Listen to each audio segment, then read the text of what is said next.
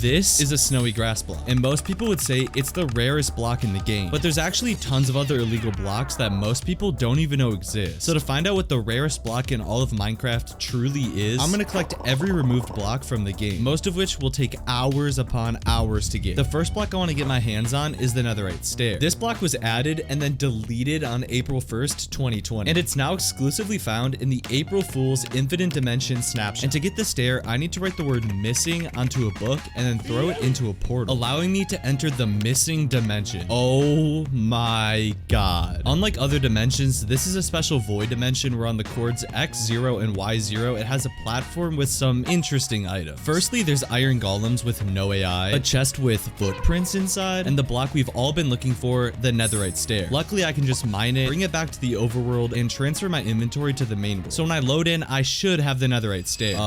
Where's the Netherite stair? And after I did a little research, this is going to be a lot harder to get than I first thought. So I think the best thing to do is get the easier blocks first and then get the harder ones last, like the Netherite stair. And the first block I want to get my hands on is some pink wool, but not this type of pink wool that I can just craft. I want to get pink wool from a naturally spawning pink sheep, but finding one might take a while because it only spawns every 600 sheep. Wait, that's the pink sheep right there. I can't believe I found it that fast. Well, I'm not complaining. And that's officially 1 out of 25 blocks collected. And as the video goes on, the blocks will be getting crazier and crazier, even some that have never been collected before. Anyway, since I'm super far out from my base, I might as well collect some mycelium from a mushroom island, seeing as it's the rarest biome in the game. And by now you might be wondering where I'm gonna store all these blocks. And to that, I give you the corridor. This is basically just gonna be a long hallway where I collect all the blocks and put them. Each block is gonna go on top of a quartz pillar with a little sign underneath showing off what the block is. And then I'm gonna decorate the outsides to match the block. So for the pink wool, I just went with an all white wool background, and then for the mycelium, I added some mushroom blocks. Anyways, moving right along onto the next block on the list, I want to get deepslate emerald ore. If you didn't know, deepslate emerald ore is the rarest ore in the game because the Y level emeralds can spawn in deepslate is very small. On top of that, they only spawn in mountain biomes, so I'm really hoping it doesn't take too long to get. Oh wait, that's deepslate coal. That's the second rarest ore in the game besides emeralds. I'm definitely taking this. And now it's time to find the hardest ore, the emerald ore. Okay, this mountain had no deepslate emerald ore, so I'm moving on to the next one.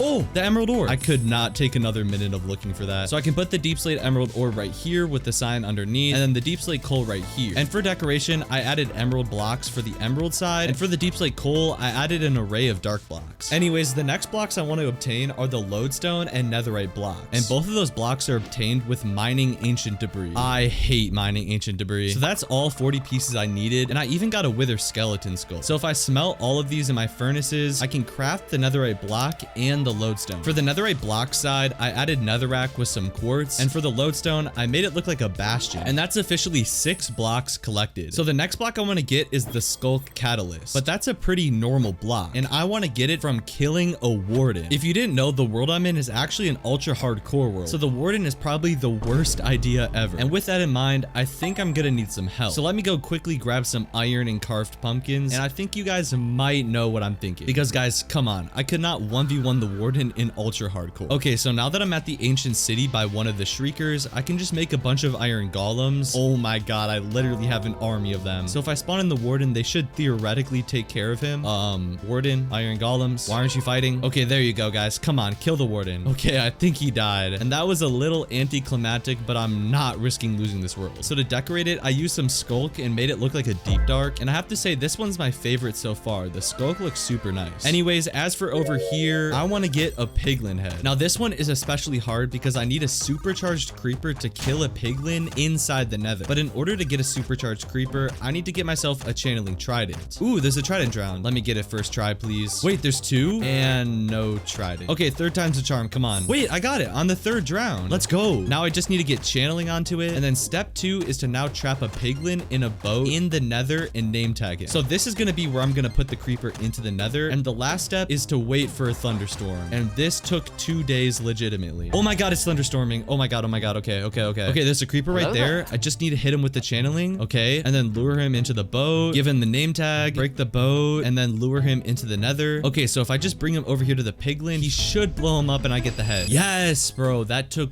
way too much time of my life. And for the decoration, I added some gold blocks around the piglin head. And now with these 2 blocks collected, I don't have any more room in the tunnel, so I need to dig out a little more. And for the final 2 non-illegal blocks blocks, I want to get the dragon egg and a beacon. The dragon egg I already have, so I just need to run down here and get it. And for the beacon, I could go to another fortress and kill wither skeletons, or I could do the smarter and lazier thing, which is grab one off of my double beacon. Yeah, I'm grabbing one off the double beacon. Anyways, for the beacon, I just added iron around the background, but for the dragon egg, I cooked. I added endstone and obsidian scattered around with little ender pearls and item frames, and this looks so cool. And with those 11 blocks collected, that's every easy block in the video, which means it's now time to get the illegal and removed blocks. So I think the first illegal block I want to get is the barrier block. And yes, it's actually obtainable in survival. To get it, I need to head back to an older version of the game titled 20W16A, which was the first version bastions were added to the game. And you'll see why that's important a little later. Anyways, first I need to gear up, and now I'm gonna go enter the nether, and I'm looking for a treasure bastion specifically. Okay, now that I'm finally at the bastion, I need to go down to the lava basins and clear out this specific section. And you can see it reveals a hidden barrier block. And I'm assuming this was some sort of bug, as this is the first version bastions were added into the game. I can't really do anything with the barrier block right now, so what I need to do is place down a dispenser, a button, and a bunch of slabs around it, and then transfer this chunk to the 1 block at a time April Fool's update, which was an update that limits your inventory size to 1 block but allows you to pick up and throw any block or mob in the game. So that means theoretically I would be able to pick up and hold the barrier block, except I can't. So what I need to do is press the button, and I'm able to pick it up with a glitch. And the final thing I need to do is throw the barrier up in the air and make it land on my head. So now I literally have a barrier block on my head in survival. Then if I transfer myself back to the main world, I'll still have the barrier on my head, and I'm able to take it off and hold it. And if I place it down on the podium, that's the barrier block officially collected. And then I quickly added some decoration. All right, so now that I got the barrier block, I want to get what most people think is the rarest and most illegal block in Minecraft, the snowy grass block. At first, this block was thought to be impossible to get because it can only ever turn into a snowy grass after the grass has been placed. But there's actually a method to get it into your inventory and place it anywhere in your world. And to do it, I need to go back to the infinite dimension snapshot. Then I need to load into a world called Skygrid. This is basically a world where every Minecraft block is scattered in a void dimension, and it's basically the old Skygrid challenge from back in the day implemented into an official Minecraft version. And what's crazy is that the snowy grass block can actually spawn in this dimension. So I just need to spend some time looking for it, and hopefully this won't take too long. So now that I found it, what I need to do is transfer these chunks to the 1 block at a time update. Basically, for whatever reason, when I pick up the snowy grass block in this update, it stays a snowy grass block in my hand. And if I transfer my inventory with the snowy grass block into my main world, I now have the snowy grass block in my inventory. And it doesn't look like it, but if I place it down, that's the snowy grass collected.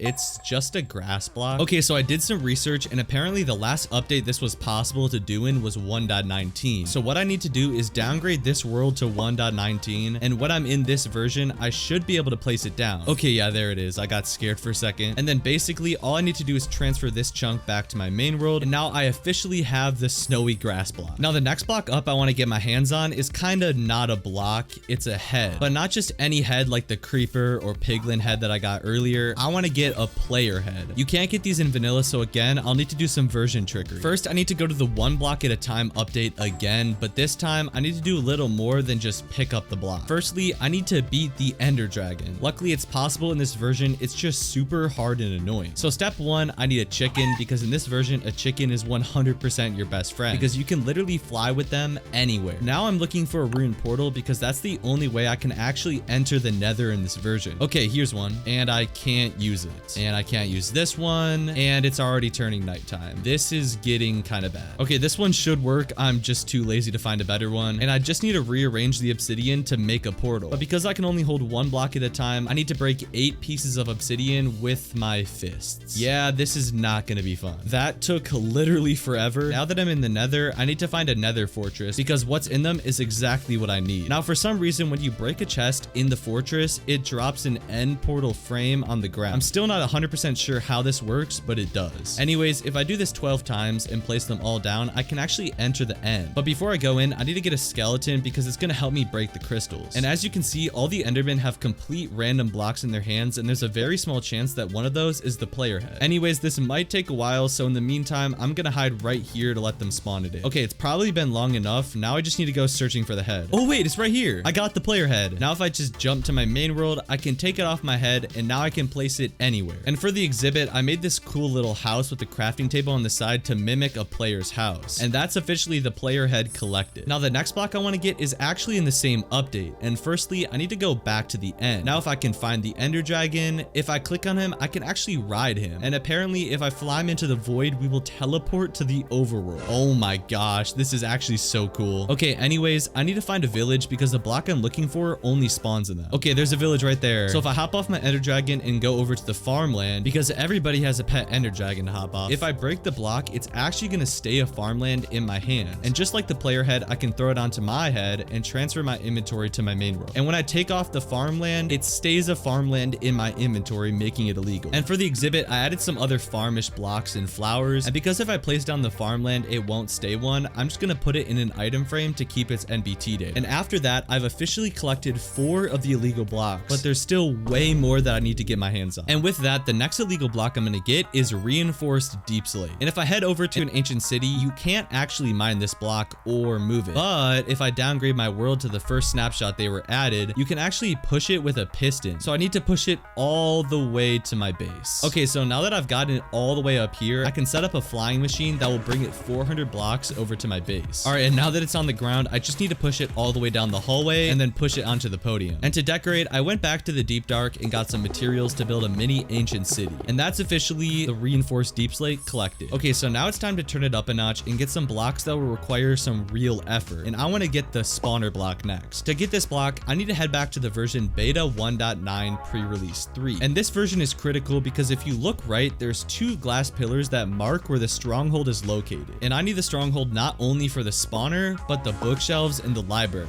Sir, I need to break your house. I'm so sorry. But before I go to the spawner, I need to come over here and build a little roof thing. And then I need to downgrade my world to beta 1.9 pre-release 1. And in this update, every time you jump, you gain experience. It doesn't look like the levels are going up, but trust me, they actually are. So if I just sit here with an auto clicker for like 3 minutes and transfer back, I now have 88 levels I can use to enchant. So I just need to break down to the stronghold real quickly. Oh no.